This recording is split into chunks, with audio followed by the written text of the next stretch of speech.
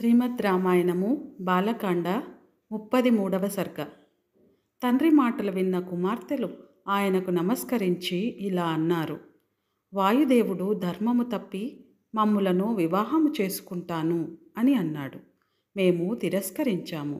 మా తండ్రి గారున్నారు, మేము అస్వతంత్రులము, మా తండ్రి గారిని అడుగు అని అన్నాము. దానికి ఆయన కోపించి మమ్ములను దుర్బలులుగా చేశాడు. ఇది జరిగిన సంగతి అని చెప్పారు.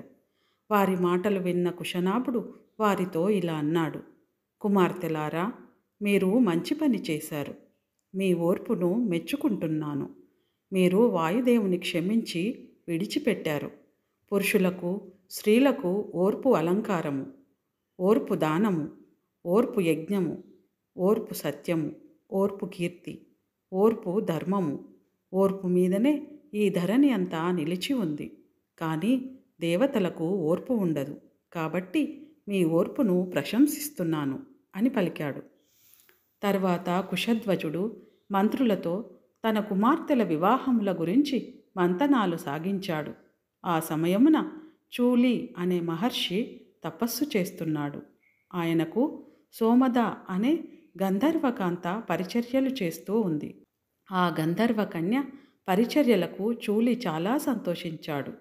ఓ కన్య, నీకు ఏమి కావాలో కోరుకో అని అడిగాడు.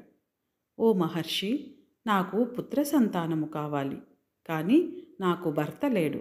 నేను ఎవరికీ భార్యను కాను. అందుకే మీకు సేవలు చేస్తున్నాను.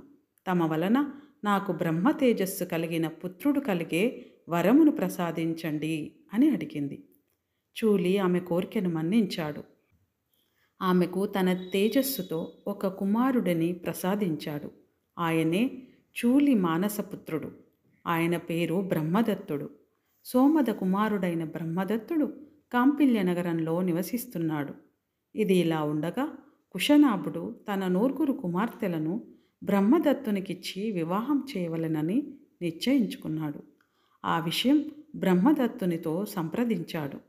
ఈ వివాహానికి బ్రహ్మదత్తుడు ఒప్పుకున్నాడు. కుశనాభుడు తన 9 కుమార్తెలను బ్రహ్మదత్తునికిచ్చి వివాహం జరిపించాడు.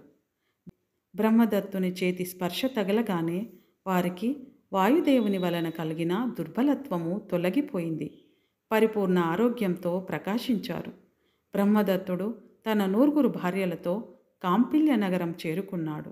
సోమద తన కోడళ్లను చూసి మురిసిపోయింది. వారి అందచందాలను చూసి ఎంతో సంతోషపడింది.